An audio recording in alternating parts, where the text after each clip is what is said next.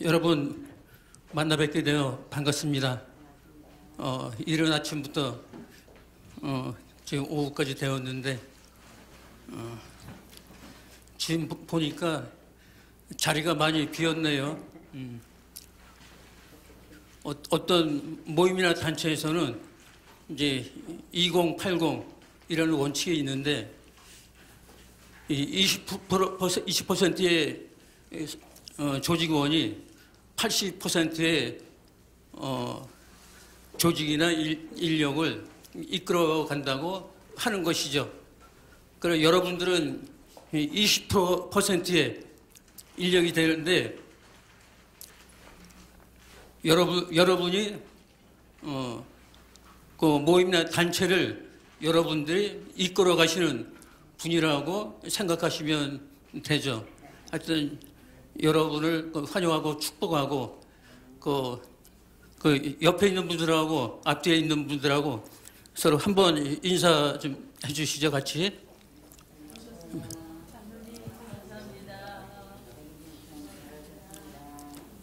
예, 오늘 직장 선교와 효율적인 제자 사역에 대해서 함께 은혜를 나누게 될 텐데 교재 19페이지 보시면 되겠습니다. 저는 중목협회 사무총장을 맡고 있고 저에 대해서 간단하게 이제 소개를 하면은 맨 위에 이제 강사 소개 있는데 전 공무원 생활 한 40년 정도 했습니다. 맨 처음에 원주시청에서 근무했었고 강원도청에 근무했었고 그 행정자치부에서 25년 근무하다가 2015년 6월 달에 퇴직을 했습니다. 저는 행자부 선교회 부회장을 했었고 정부 서울청사 연합선교회 부회장을 했었고 그리고 BBB 세종로 모임의 대표를 맡아 했었고 그 수원의 지방행정연수원 기독선교회를 창립했고 또 목포 BBB를 창립했고 현재 제자교회를 담임하고 있습니다. 먼저 한국교회의 현실을 한번 알아보겠습니다. 먼저 여러분께 한번 질문을 드려보겠습니다. 여러분께서는 우리나라 기독교가 얼마 정도, 몇 프로 정도 신뢰한다고 생각하시는지 모르겠는데 몇 프로 정도 신뢰한다고 볼까요? 일반 국민들이 몇 프로 정도 될까요? 20%? 또 몇 프로? 한번 말씀을 자유롭게 생각나는 대로 해보시죠.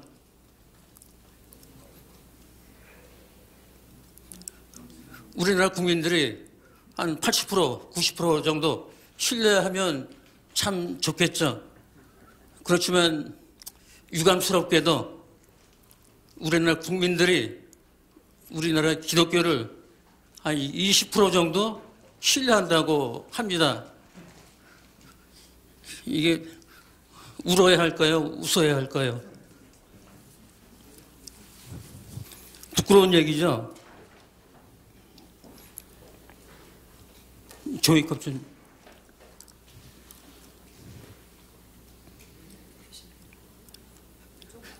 예. 22년도, 20년, 이게 23년도 2월 달에 통계입니다. 20% 되는 게. 근데 그 2년 전에 20년도에는 30% 정도가 기독교를 신뢰한다고 그랬었는데 2년이 지났는데 10% 정도가 감소가 되었습니다. 아마 코로나 영향이 있으니까 많이 됐을 텐데 어쨌든 부끄러운 통계라고 할 수가 있겠죠.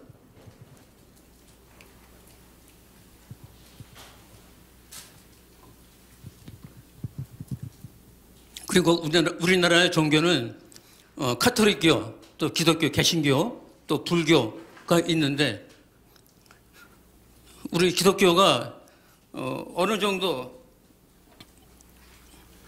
또 신뢰한다고 할 수 있을까요? 우리나라 사람들이 가장 신뢰하는 종교가 가톨릭교, 그 다음에 기독교, 그 다음에 불교라고 하고 있습니다. 기독교는 21.4%, 기독교는 16.5%, 불교는 15.7% 이렇게 조사되고 있습니다. 어쨌든 우리나라 기독교가 국민들로부터 많이 신뢰를 잃어버리고 있다고 할 수가 있는 거죠. 우리나라는 1885년도에 기독교가 들어왔는데 지금 138년이 지났습니다. 근데 2000년대 이후에 기독교가 많이 침체되어 있고 그러다 보니까 기독교가 감소가 많이 되었죠. 그 교회를 바라보면은 청년계층, 청소년층, 교회 인구가 감소되었고 또 교회 학교가 많이 침체되고 있습니다.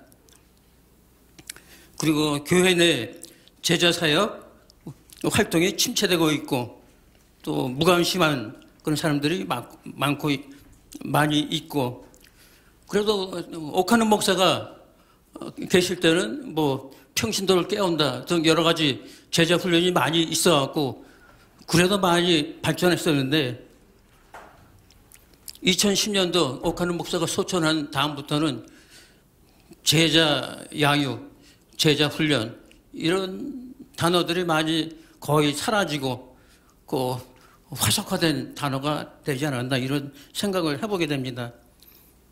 그리고 제자 훈련에 관심이 있는 목회자가 거의 없다고 할 수 있죠. 가장 큰 원인이 신학교에서 직장 선교에 대해서 가르치지는 않습니다. 교수들이 직장 사역에 대한 경험이 없고 그러다 보니까 신학생들한테 가르치지 않고 그리고 또 교회에서 목회 활동을 하는데 그 직장 선교에 대해서 배운 게 없으니까 교회에서도 제대로 가르치지 못하는 게 참 안타깝다고 할 수가 있죠. 그리고 코로나19 이후에 이제 예배 활동이 많이 제약되어 있고 그래서 3년 동안 위축되어 있고 그래서 이제 2만 교회가 폐쇄되었고 그리고 성도가 교회를 많이 떠난 그 안타까운 사실을 알 수가 있죠. 그리고 종교차별 금지법 관련해서 전도 활동이 제한되고 그러다 보니까 신앙생활이 많이 위축되고 또 비성경적인 그 동성애 문화 또 한국 내 그 이슬람교 확장으로 한국 교회가 침체되었고 교회의 위기라고 할 수가 있죠. 그 다음에 직장 선교에 대해서 의미를 한번 찾아보겠습니다. 직장 선교의 의미가 무엇인가? 그 소명의식을 가지고 필요한 훈련을 통해서 신앙적으로 잘 무장된 직장인 그리스도를 양성해야 되는데 이게 현실적으로 그렇지 못한 거죠. 그래서 잘 무장된 직장인 그리스도인들이 시간적 공간적으로 그리스도와 단절된 그 동료 직원들에게 효과적으로 복음을 전하고 그들을 영적으로 세워가는 일을 해야 되는데 이제 그렇지 못한 거죠. 우리 직장이나 사회를 보면은 불신자들이 있고 또 믿음이 연약한 지체들이 있고 그 안티 크리스천들이 있고 이렇다 보니까 믿는 사람들이 뭐 10% 내지 20% 정도밖에 안 되니까 믿지 않는 사람들 가운데 섞여 있는 것이죠. 그러니까 참 그 믿음의 사람들이 살아가기가 힘들고 또 복음을 전하고 제자 양육을 하려니까 그런 것들이 참 힘든 거죠. 어쨌든 우리가 제자 훈련을 많이 받으면서 우리가 무장된 직장인 크리스천이 돼가지고 또 그렇지 못한 사람들을 이제 키워나가는 역할을 해야 되는 거죠. 불신자들에게 복음을 전해야 되고 그 믿음이 연약한 지체들에게 바로 세우는 이런 역할을 해야 되는 것이죠. 그다음에 이제 제자 사역의 성경적인 근거를 보면은 우리가 마태복음 28장 19절 20절 이 말씀을 교회에서 너무나 많이 들어봤죠. 근데 사실 이렇게 하는 사람들이 있는지 참 아쉽다고 할 수 있는데 마태복음 28장 19절 20절 보면은 그러므로 너희는 가서 모든 민족을 제자로 삼아 아버지 아들과 성령 이름으로 세례를 베풀고 내가 너희에게 분부한 모든 것을 가르쳐 지키게 하라 이렇게 말씀을 하고 있는데 너희는 가서 모든 민족을 제자로 삼으라고 말씀하셨는데 이렇게 제자로 삼는 사람들 많이 있습니까? 교회에서 이렇게 열심히 하는 이런 분들 보셨는지 모르겠는데 우리가 말로는 이런 말씀을 많이 해요. 근데 실제적으로 이런 너희는 가서 모든 민족을 제자로 삼아 이런 말씀을 했는데 이렇게 지키고 있는지 보면은 많이 그렇지 못하죠. 이게 부끄러운 얘기죠. 이 말씀이 예수님이 승천하기 직전에 말씀을 하시던 건데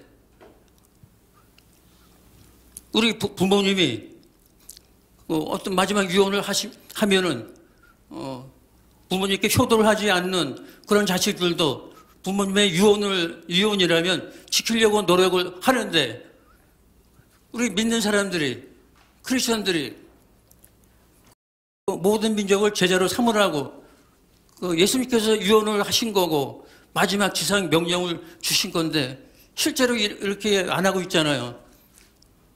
목회자들도 이런 말씀을 많이 하고 있는데 말씀을 많이 하는데 어떻게 제자를 세우는지 양육을 하는지 이런 방법을 제시하지 못하니까 성도들이 그렇지 제대로 배우지를 못하는 거죠. 어쨌든 우리가 새로운 방법을 찾아서 새로운 대책을 어떤지 그래야 되겠죠.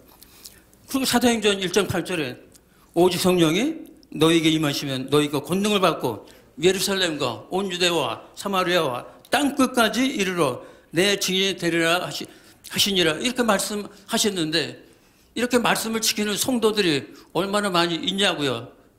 사실 그렇지 못하잖아요. 예루살렘과 온 유대와 사마리아 땅끝까지 가까운 곳서부터 전도를 해서 내 가정에 내 이웃 동네에 또 내 직장에 나가서 땅끝까지 이렇게 복음을 전하면서 내 증인이 되리라고 말씀하셨는데 우리가 성경적으로는 알고 있는데 이것을 행하지가 않잖아요. 어쨌든 우리가 새로운 방법을 찾아야 되겠고 그 다음에 디모데 후서 2장 2절에서 3절까지 보면은 또 내가 많은 증인 앞에서 내게 들은 바를 충성된 사람들에게 부탁하라. 그들이 또 다른 사람들을 가르칠 수 있으리라. 너는 그리스도의 좋은 병사로 나와 함께 고난을 받으라. 이렇게 말씀하고 있는데 디모데 후서는 사도 바울이 마지막으로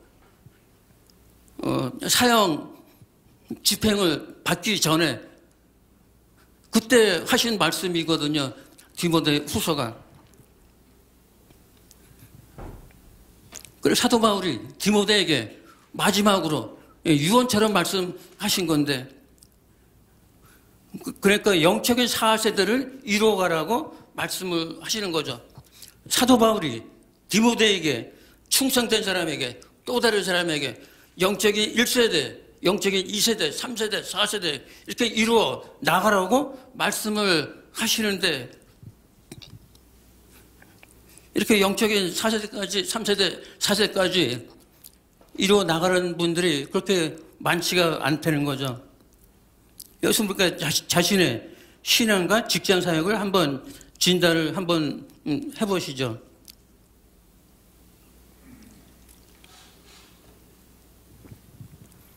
나의 신앙 연주는 몇 년인데 나의 제자는 몇 명인가? 여러분들 신앙 연조가 보통 뭐 10년, 20년, 30년 다 이렇게 됐잖아요. 그럼 나의 제자는 몇 명입니까? 또 나는 영적으로 몇 세대를 이루고 있는가?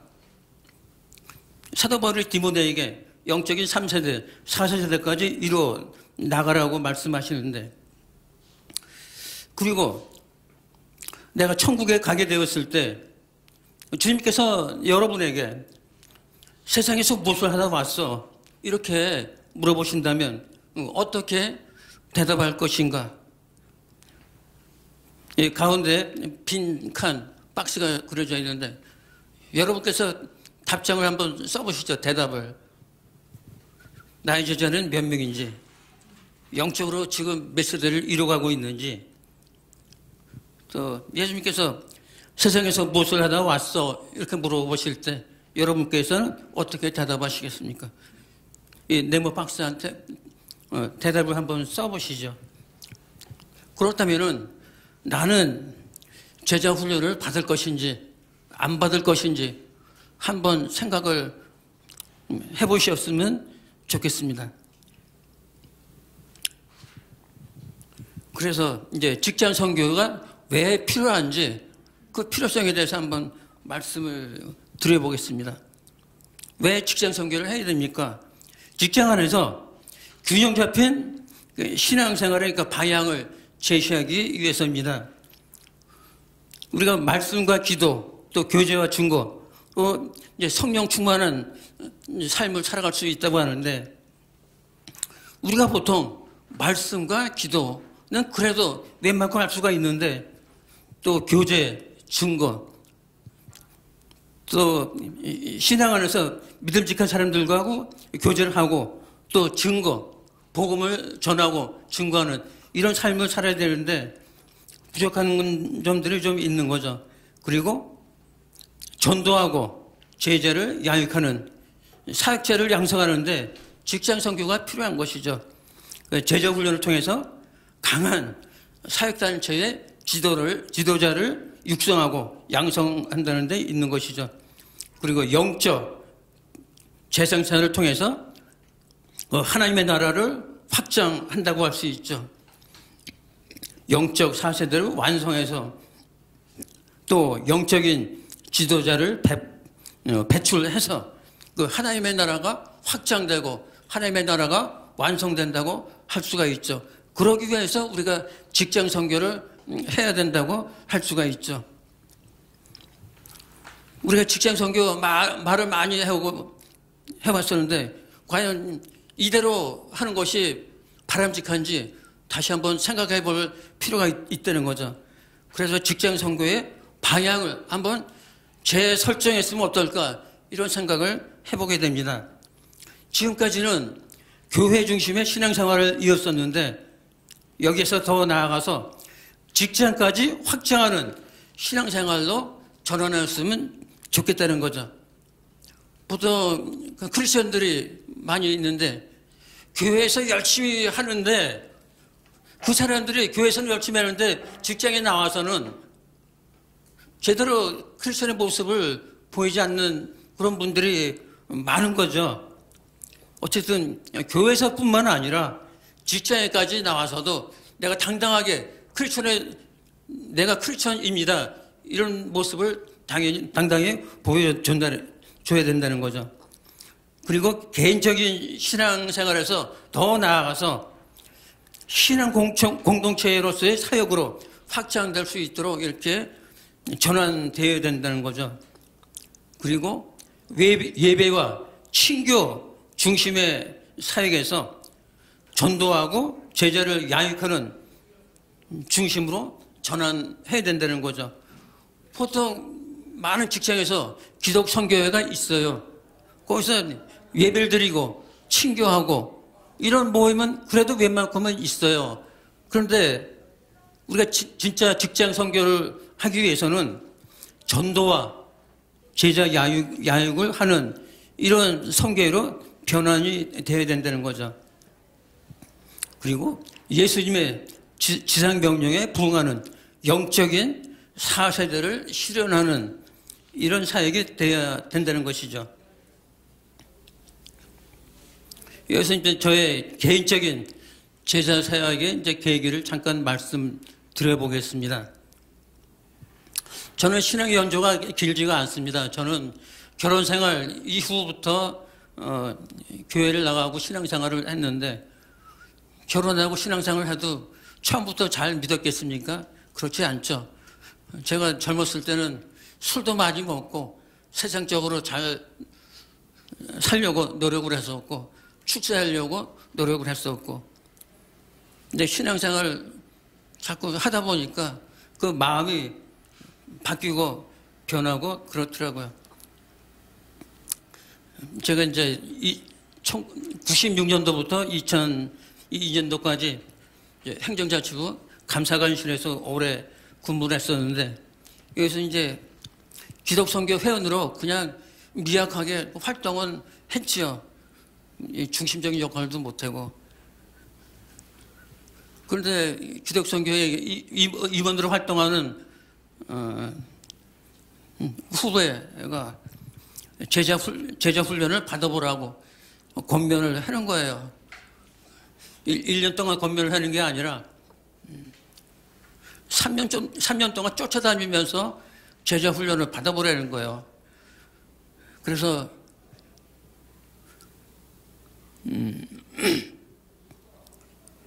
96년, 7년 이때부터 이제 제자 훈련을 받으라고 얘기를 했는데, 사실 저는 감사관실에 근무하면서 업무가 굉장히 바쁘고, 뭐 야근도 뭐 많이 하고, 또 지방 출장을 많이 가게 되는 거죠. 감사관실에 근무하다 보니까 지방자치단체에 감사를 많이 나가게 되는데, 이 감사도 뭐 하루 이틀, 뭐 2, 3일 출장이 아니라 뭐 일주일, 길게는 열흘, 아니면 15일씩, 보름씩 이렇게 출장을 다니는 거예요. 그래서 제자훈련을 받아보라고 권면을 해도 직장 환경상, 직장 여건상 도저히 훈련을 받을 수 있는 상황이 못 되는 거죠. 출장을 계속 다니고, 뭐 야근 많이 하고 바빠 죽겠는데, 일 처리하는데도 바쁜데 뭐 제자훈련 받을 시간도 없는 거죠. 그래서 나 바빠서 그렇고 지방 출장 많이 나가야 되니까 제자훈련 받을 수 없다. 이렇게 해도 3년씩 쫓아다니는 거예요. 그 후배가. 저보다 이제 10살 어린 직급도 낮은 후배가. 그게 1년, 2년 자꾸 권면해도 그런데 3년째 되니까 내가 도저히 미안해서 이 훈련을 받아야 되겠나 이런 생각을 가지게 되더라고요. 그래서 내가 훈련을 받을 수 있을 만큼만 받아보자, 이렇게 훈련을 받게 되었죠. 그래서 이제 99년도 3월 달에 직장 선교대 훈련을 처음으로 받게 되었는데 13주 동안에. 그래 뭐 생각한 것대로 또 지방 출장이 생기는 거죠. 첫 번째 주, 두 번째 주에는 그래도 출장을 안 가니까 훈련을 받았어요. 훈련을 받았는데 교회에서는 전혀 생각지도 못했고 들어보지도 못했던 말씀을 이제 훈련을 받으면서 듣게 되었죠. 직장 선교를 왜 해야 되고, 제자 훈련을 왜 받아야 되고.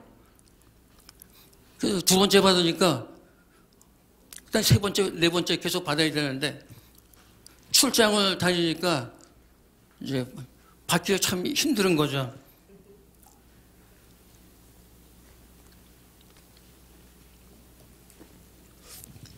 그러면서 어쨌든 내 훈련을 더 받아야 되겠다 이렇게 생각을 하면서 받게 된 거죠. 지방 출장을 이제 많이 가게 돼서 뭐 부산으로, 뭐 광주로, 대구로 멀리 다니는데, 근데 제자훈련 빠지기가 싫은 거예요. 먼저 첫 번째, 두 번째 받는 게 너무 귀하고 좋고 그래서. 그래서 훈련을 받게 됐죠. 그래서 출장 업무를 일찍 마쳐놓고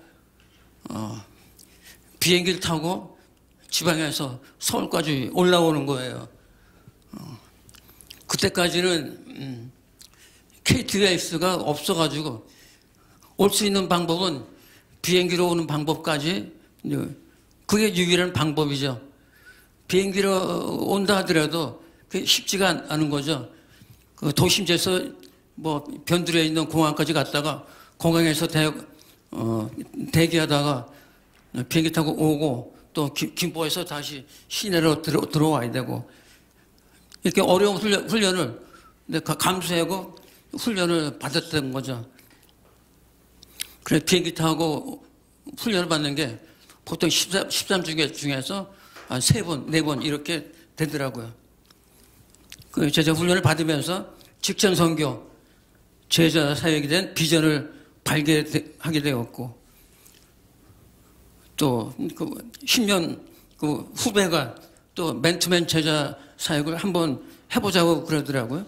1대1 성경 공부를 하는 거죠. 일주일에 1시간씩, 일주일에 한 번, 2시간씩, 13회나 13회 정도 이렇게 맨투맨 성경 공부를 하게 된 거죠.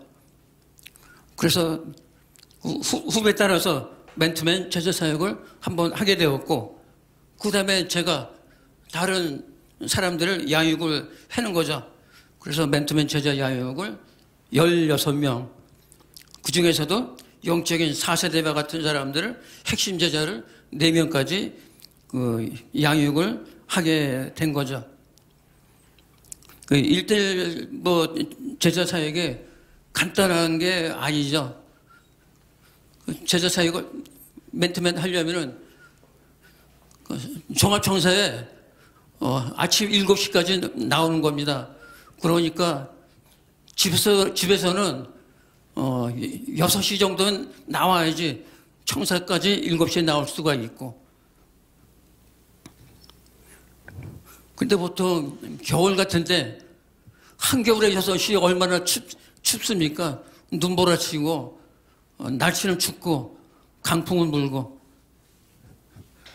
내가 후배하고 할 때는 참 그래도 해볼 만했는데 내가 딴 사람 제자 양육을 하는데 나는 할 수 있는데 내 제자들은 그 제자 양육에 대한 마인드가 없잖아요.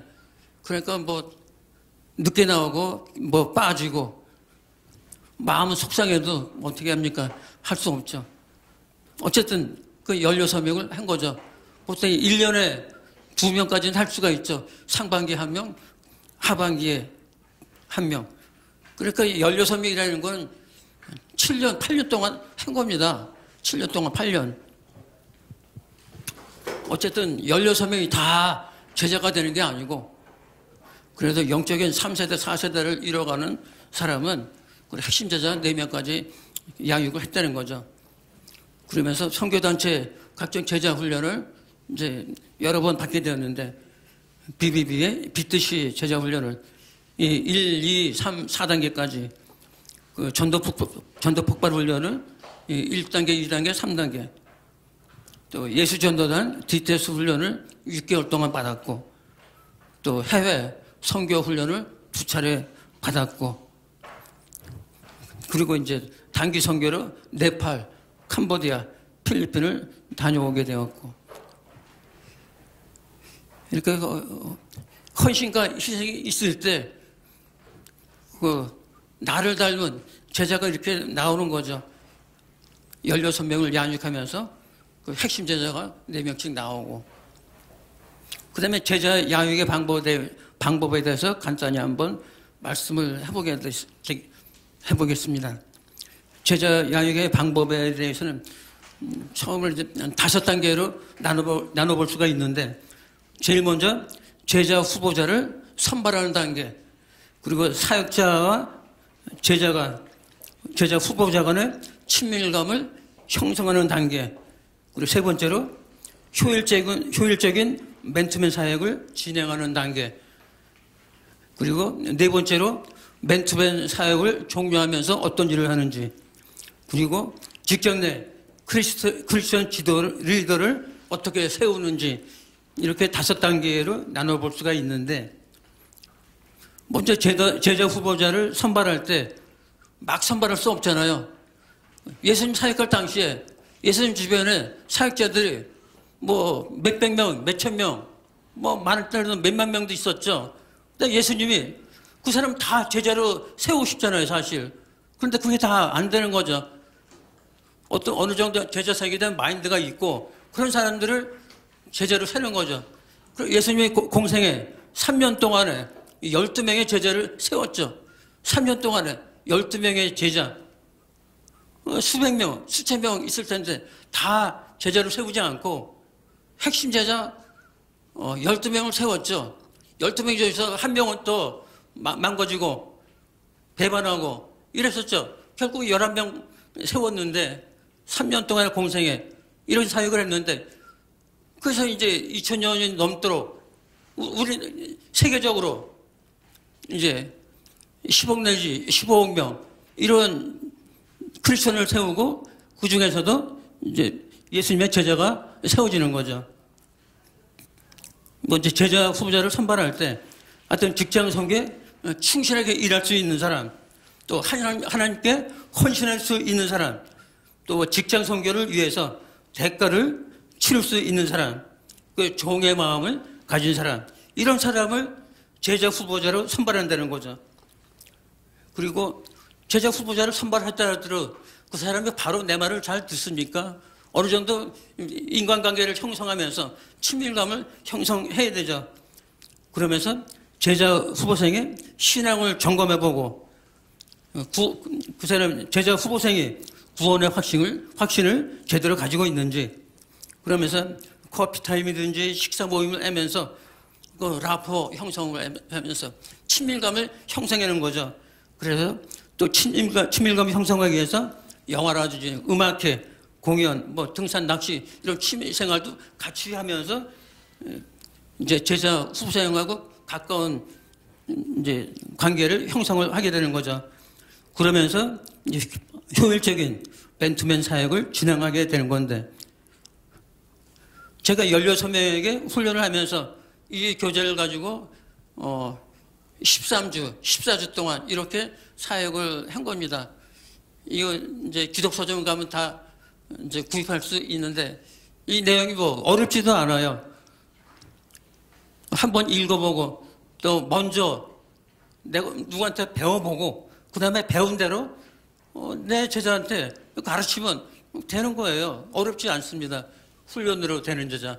이게 세계적으로 몇백 명들에게 팔리고 베스트셀러로 알려진 책이에요. 훈련으로 되는 제자. 그러면서 이제 맨투맨 사역을 하게 되는데, 일주일 동안에 한 번, 또 한 번 할 때 1시간 30분씩 이거 하게 되는데, 맨투맨 사역이라는 게 한 사람을 1대1로 만나서 서로 얼굴을 마주해서 삶과 사역 전반에 걸쳐서 나눔으로써 또 그가 영적으로 성장하도록, 그가 영적인 제자가 될 수 있도록 돕는 곳이라고 할 수 있죠. 직장 선교의 목표는 삶의 현장인 직장에서 복음을 전하고 또 그를 양육해서 사역자로서의 삶을 살도록 이제 하는 데 있는 것이죠. 그 멘토를 하기 위해서 이제 사역자와 후보자 간에 일정한 시간, 장소를 정해야 되겠죠. 서로 만나기 쉬운 시간과 장소를 정하는 거죠.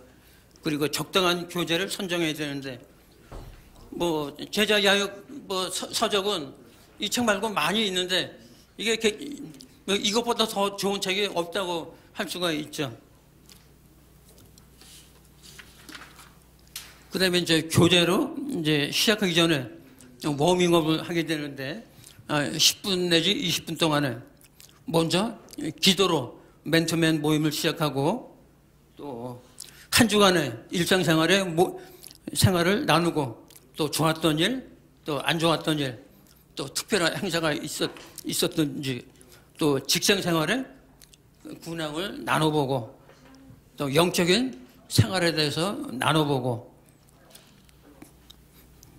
그 다음에 이제 교재 주요 내용을 함께 나누게 되는데 이 교재가 12권으로 되어 있거든요. 그래서 1과 하나님께서 쓰시는 사람은 어떤 사람인지, 또 2과에서 주님으로서 예수님은 어떤 분이신지, 또 3과는 제자가 치러야 할 대가는 어떠한 것들이 있는지, 또 4과에서 이제 12과까지 순차적으로 이제 한 번씩 진행하는 거죠. 교재의 주요 내용을 나누고 또 은혜 받은 내용을 함께 공유하고 이제 그러면 이제 좋다는 거죠.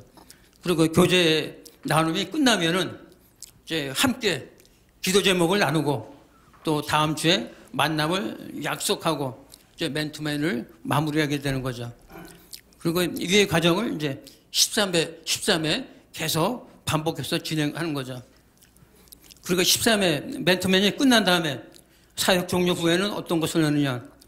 직장 선교회에서 함께 사역을 하도록 이제 권면하는 것. 직장 선교회, 직장마다 많이 있으니까 여기 모임에서 한번 나와봐라 같이 하는 거죠. 그 다음에 직장 선교 단체에 참석해서 직장 선교 활동을 하도록 뭐 한직선이든지 새직선이든지 이런 모임이 있으니까 같이 나가서 직장 선교 활동을 같이 하게 되는 거죠. 그리고 선교 단체에서 운영하는 제자 훈련을 받을 수 있도록 권변하는 거죠. 직장 선교대 있으니까 거기 가서 한번 훈련 받으면 좋을 거다 이렇게 권하고 추천하고 이렇게 되는 거죠. 그래서 그리고 또 나의 제자를 또 한 명 세워서 직장에서 제자 후보자를 선발해서 내가 배웠던 것처럼 다시 가르치는 거죠. 맨투맨을 실시하고 또 어느 정도 성장을 하게 되었으면 직장 내에서 크리스천 리더로 세우는 이제 이런 역할을 하는 거죠. 한 직장에서 탁월한 제자 한 명을 세우고 또 직장 내에서 리더 역할을 할 수 있도록 세우고 그리고 또 반복적으로 제자 야육을 한 명만 뭐 제자 야육하는 게 아니라 뭐 2명, 3명 나가서 뭐 10명 뭐 이렇게 이상 할 수도 있는 거죠. 그러면서 영적인 4세대를 이뤄갈 수 있도록 이렇게 제자 양육을 하게 되면은 어떤 효과를 얻을 수 있는지 보게 되는데 또 주님의 지상명령에 부응하는 제자의 삶을 실현할 수가 있다는 거죠.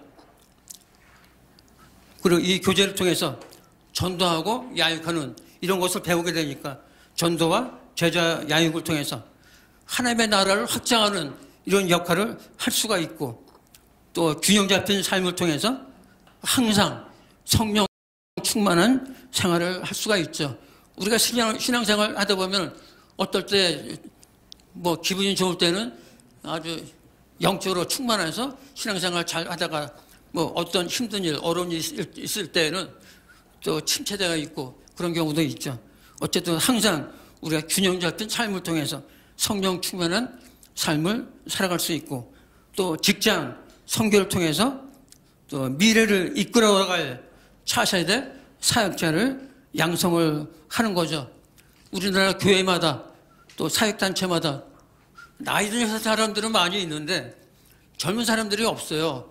그래서 우리가 젊은 사람들을 세워서 차세대 직장 선교사로 세울 수 있는 역할을 해야 된다는 거죠.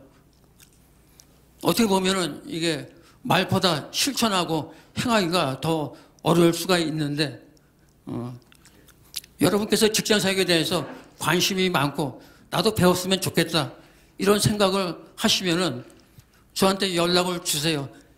밑에 연락번호가 있고 이메일 주소도 있는데 저한테 연락을 주시면은 제가 여러분들의 제자 훈련을 받고 제자 양육을 하는데 여러 가지 도움을 줄 수 있는 방법을 찾아서 여러분께 도움을 드리고 싶습니다. 저한테 카톡이나 그 메시지를 저한테 주시면 제가 돕도록 하겠습니다. 밑에 전화번호 있죠? 그러면 제가 여러분께 이 좋은 선물도 한번 드리겠습니다.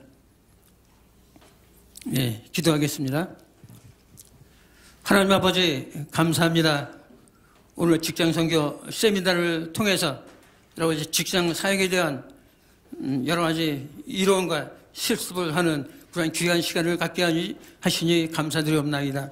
하나님 아버지, 저희들 이제부터 더욱더 탁월한 사역자가 될 수 있도록 은혜 베풀어 주시옵소서. 우리가 예배와 교제 중심의 사역에서 전도하고 양육하는 이런 더욱더 탁월한 사역을 감당할 수 있도록 은혜 베풀어 주시옵소서. 그로 인해서 탁월하고 충성된 종이라고 부를 수 있는 그런 사역자가 되게 하여 주시옵소서. 이 모든 말씀 예수님의 이름으로 기도드리옵나이다. 예, 감사합니다. 교수님, 질문이 있습니다. 네. 질문 받아주시겠어요? 네, 예. 교수님은 지금 국가 공무원을 하셨어요. 예. 그렇죠? 예. 그러니까 또 서기관이가 상당히 높은 직이 되셨고, 예. 그래서요. 네. 그 학생들이 직원들이 예. 말을 잘 듣지요. 말을 잘 안 듣죠. 말 잘 안 들어요. 예. 제가 생각할 때는 예. 교수님 같이 그렇게 예. 좋은 직장에 계시는 분은 예. 성기가 좀 잘 된다고 봐야 돼요. 아유, 그렇지 않습니다. 이거 행자부가 좋은 직장도 아니고 또 다른 뭐 도나 시군에 있는 직장이 나쁜 직장도 아니고. 교수님인데 예. 그 시간이 문제잖아요. 시간. 예. 정규 시간을 이용하든지 저녁 시간을 이용해야 되는데 예. 사람마다 다 다르단 말이죠. 예. 그래서 시간을 어떻게 활용했는지 좀 알려주세요. 저 같은 경우에는 시간 활용이 사실 어렵죠. 그리고 이 맨투맨 제자 사역은 점심 때는 시간이 짧아서 안 돼요. 그리고 오후 퇴근 후에는 서로 시간 계획이 틀려서 하기 어려워요. 그래서 저는 일부러 새벽 시간을 택한 거죠. 새벽 7시에 나와서 1시간 반 정도 맨투맨을 하고 그다음에 아침을 같이 먹고 뭐 라면을 먹든지 뭐 간단한 음식 먹든지 이렇게 한 거죠. 예, 그렇게 했습니다. 예, 감사합니다. 예, 예. 예. 잠깐만요. 예, 목사님. 예.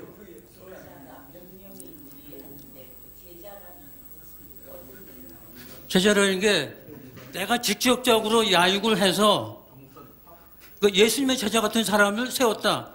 그러면은 그 사람이 목사님의 제자가 되는 거죠. 근데 설교 한 번 했다고, 설교 한두 번 했다고, 그건 제자가는 아니에요. 내가 맨투맨으로 야육을 해서 그 됐을 때 그때가 제자가 되는 거죠. 이런 교제로. 예. 꼭 이 교제만 되는 건 아니고 다른 교제, 좋은 교제도 많이 있어요. 근데 그 교제를 통해서 뭐 적어도 3달, 4달 정도 하면은 그 다음에 제자라고 볼 수 있죠. 예. 예, 목사님. 개인적으로 질문하기도 말이시요. 예. 예. 원고부터 5장 17절은 우리 잘 아잖아요. 누구든지 그리스도 안에 있으면 새로운 새 것이 되었다 그러는데 예. 우리가 제자 훈련을 받더니 뭘 하든지 예. 성령으로 거듭난 사람이 되겠는 예. 예수님께서 말씀하신 대로 예. 내가 너희를 사랑하신 것을 사랑하라고 했는데 시간이 되었으니까 그런데 예, 다음에 개인적으로 좀 만나서 말씀하시죠.